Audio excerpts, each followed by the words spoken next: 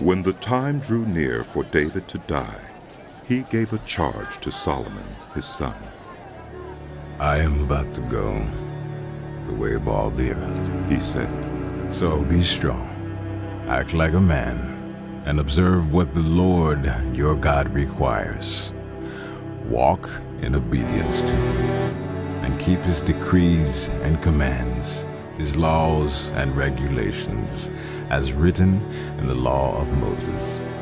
Do this so that you may prosper in all you do and wherever you go, and that the Lord may keep his promise to me.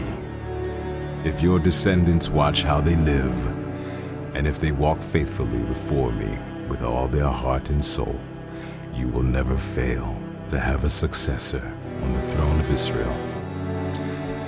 Now you yourself know what Joab, son of Zeruiah, did to me, what he did to the two commanders of Israel's armies, Abner, son of Ner, and Amasa, son of Jether.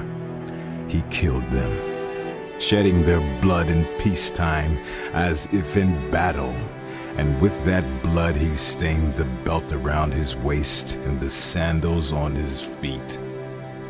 Deal with him according to your wisdom, but do not let his gray head go down to the grave in peace. But show kindness to the sons of Barzillai of Gilead, and let them be among those who eat at your table. They stood by me when I fled from your brother Absalom. And remember, you have with you Shimei, son of Gera, the Benjamite from Bahurim, who called down bitter curses on me the day I went to Mahanaim. When he came down to meet me at the Jordan, I swore to him by the Lord, I will not put you to death by the sword. But now, do not consider him innocent. You are a man of wisdom. You will know what to do to him. Bring his gray head down to the grave in blood. Then David rested with his ancestors and was buried in the city of David. He had reigned 40 years over Israel, 7 years in Hebron and 33 in Jerusalem. So Solomon sat on the throne of his father David, and his rule was firmly established. Now Adonijah, the son of Haggith, went to Bath-sheba, Solomon's mother. Bath-sheba asked him, "Do you come peacefully?" He answered, "Yes, peacefully." Then he added, "I have something to say to you." "You may say it." She replied. "As you know," He said, "the kingdom was mine. All Israel looked to me as their king. But things changed, and the kingdom has gone to my brother, for it has come to him from the Lord. Now, I have one request to make of you. Do not refuse me." "You may make it." she said. So he continued, "Please, ask King Solomon he will not refuse you to give me Abishag the Shunammite as my wife." "Very well. Bath-sheba replied. I will speak to the king for you." When Bath-sheba went to King Solomon to speak to him for Adonijah, the king stood up to meet her, bowed down to her, and sat down on his throne. He had a throne brought for the king's mother, and she sat down at his right hand. "I have one small request to make of you. She said. Do not refuse me." The king replied. "Make it, my mother. I will not refuse you." So she said, "Let Abishag the Shunammite be given in marriage to your brother Adonijah." King Solomon answered his mother, "Why do you request Abishag the Shunammite for Adonijah? You might as well request the kingdom for him. After all, he is my older brother. Yes, for him, and for Abiathar the priest, and Joab son of Zeruiah." Then King Solomon swore by the Lord, "May God deal with me, be it ever so severely, if Adonijah does not pay with his life for this request. And now, as surely as the Lord lives, he who has established me securely on the throne of my father David, and has founded a dynasty for me as he promised, Adonijah shall be put to death today."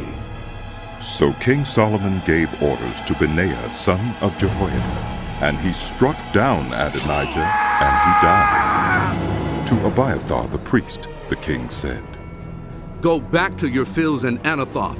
You deserve to die. But I will not put you to death now, because you carried the ark of the sovereign Lord before my father David, and shared all my father's hardships. So Solomon removed Abiathar from the priesthood of the Lord, fulfilling the word the Lord had spoken at Shiloh about the house of Eli. When the news reached Joab, who had conspired with Adonijah, though not with Absalom, he fled to the tent of the Lord and took hold of the horns of the altar. King Solomon was told that Joab had fled to the tent of the Lord and was beside the altar. Then Solomon ordered Benaiah, son of Jehoiada, Go, strike him down. So Benaiah entered the tent of the Lord and said to Joab, The king says, come out. But he answered, No, I will die here. Benaiah reported to the king. This is how Joab answered me. Then the king commanded Benaiah, Do as he says. Strike him down and bury him, and so clear me and my family line of the guilt of the innocent blood that Joab shed.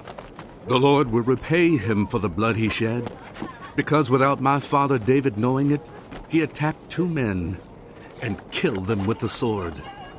Both of them, Abner, son of Ner, commander of Israel's army, and Amasa, son of Jether, commander of Judah's army, were better men and more upright than he. May the guilt of their blood rest on the head of Joab and his descendants forever. But on David and his descendants, his house and his throne, may there be the Lord's peace forever. So Benaiah, son of Jehoiada, went up and struck down Joab and killed him, and he was buried at his home out in the country. The king put Benaiah, son of Jehoiada, over the army in Joab's position, and replaced Abiathar with Zadok the priest. Then the king sent for Shimei and said to him, Build yourself a house in Jerusalem and live there, but do not go anywhere else. The day you leave and cross the Kidron Valley, you can be sure you will die. Your blood will be on your own head. Shimei answered the king, What you say is good. Your servant will do as my lord the king has said. And Shimei stayed in Jerusalem for a long time. But 3 years later, 2 of Shimei's slaves ran off to Achish, son of Maacah, king of Gath, and Shimei was told, Your slaves are in Gath. At this, he saddled his donkey and went to Achish at Gath in search of his slaves. So Shimei went away and brought the slaves back from Gath. When Solomon was told that Shimei had gone from Jerusalem to Gath and had returned, the king summoned Shimei and said to him, Did I not make you swear by the Lord and warn you on the day you leave to go anywhere else you can be sure you will die? At that time you said to me, What you say is good, I will obey. Why then did you not keep your oath to the Lord and obey the command I gave you? The king also said to Shimei, You know in your heart all the wrong you did to my father David. Now the Lord will repay you for your wrongdoing. But King Solomon will be blessed, and David's throne will remain secure before the Lord forever. Then the king gave the order to Benaiah, son of Jehoiada, and he went out and struck Shimei down, and he died. The kingdom was now established in Solomon's hands.